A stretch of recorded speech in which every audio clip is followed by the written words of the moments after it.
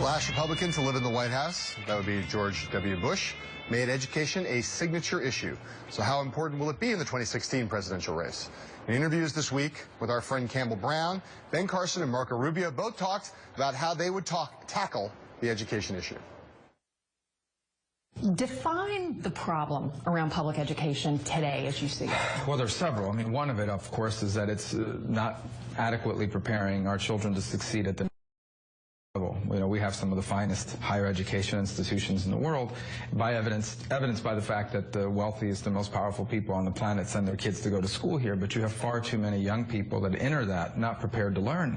So that's part of it. Part of it is parents have very few choices or opportunities to choose where their kids go to school. This is particularly true for low-income parents who are often trapped sending their kids to a failing school because the government doesn't let them choose where their children go to school. And then part of it is a mismatch between the skills and the knowledge required to succeed in the 21st century and what our schools are teaching. So there's several issues going on in the K-12 system that are of deep concern. Well, it really kind of depends on your zip code, whether it's failing or not. Unfortunately, we consign a large number of our students who live in the wrong zip codes to failing schools. And a lot of those kids, they come from homes with no books. They go to a school with no library or poorly functioning library. Then they move up into this high school where things are not happening, and they drop out. And you see these enormous dropout rates in some of our major cities. This is a real scourge on our society because we have to recognize that for every one of those kids that goes down that wrong pathway, you know, that's one more person you got to protect yourself and your family from, pay for in the penal system or the welfare system. Do you want to be the education president? Yeah, I do, but I think it's important. One of the best things that a president can do in order to move forward on K-12 is not to involve the federal government in its details. Allow that to reside with the local school districts and at the local level, because it is at the states and local level where you're going to see the innovation necessary to improve. Well, the one area where I do think we can be helpful is for students that want to go into vocational training. I think we need more of that for 15, 16, and 17 years olds who have decided that they want to fix airplanes for a living or become a machinist or a welder, to open up the Pell Grant program so they can go to high school in the morning and then trade school in the afternoon, and they can graduate job ready. Federal government can play an important role. You know, right now, for instance, we're behind in STEM education substantially, particularly from other developed countries. And it's a national problem. There are ways that, you know, we can have a national focus on getting our people caught up. There's no question about that. So are you using the bully pulpit to sort of make that message heard? Absolutely. Because you're still relying on states to ultimately get this done. I would use it, and I would also look at the states that are doing well.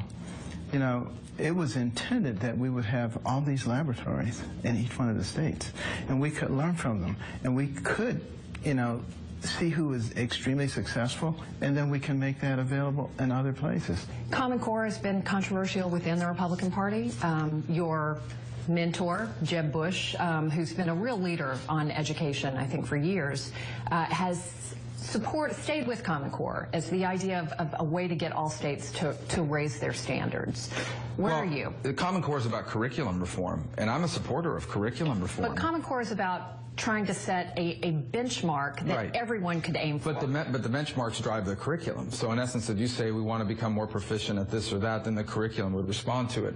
My problem with that, of course, is that every time, if you create it as a national standard, the next step is going to be the federal government uses it as a mandate mechanism. I think the less federal interference, the better.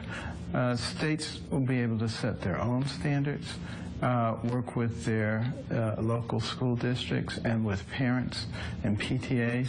I don't see a downside in doing it that way. I see a big downside in imposing from above, you must do it this way, this is the standard that we have set. So far, it's created nothing but chaos. So, Mark, the question before us is, you know, these two guys talking about education, this issue in a Republican nomination fight, salient, matters, or no? I think it does. I think the Republican Party has been in retreat during the Obama years. They lost the battle in a lot of states over vouchers.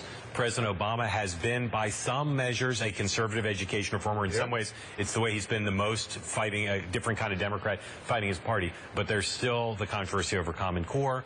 There's still the impression that's accurate that a lot of our kids, particularly poor kids, aren't given an equal chance.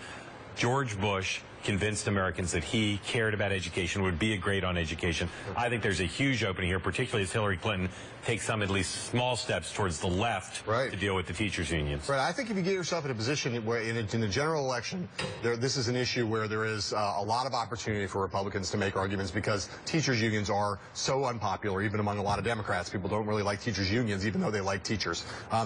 I'm most interested, though, in the fact that because Jeb Bush and John Kasich have not done better so far, the Common Core argument that I thought, and maybe you thought, was going to be a big issue in 2015 has not really been central because those guys have had too many other problems that people could have focused on rather than focusing on that. And when I asked Paul Ryan in Milwaukee about vouchers and the voucher movement, he basically said vouchers are great, Milwaukee's done great with them, but it's not a federal issue. You see that here a little bit with these two guys. It's like you're running for president, but you basically want education reform not mandated by Washington, but down at the state and local level. It makes it harder to argue that you're going to be good on education as opposed to simply use the bully pulpit. I think if Hillary Clinton's the nominee, the right Republican still, without violating the federal principles, 10th Amendment, can make a pretty strong case on education. Easier to contrast against her than it was against Barack Obama because he was not, in fact, a creature of the teachers' unions. He was pro-charter school, etc. She looks a lot more like a creature of the teachers' unions, and so therefore a riper target for the right Republican. Statistics are mixed. Improvement there's been on education, but it's still a big issue for a lot of Americans. No doubt about it. All right, when we come back, Bush 41.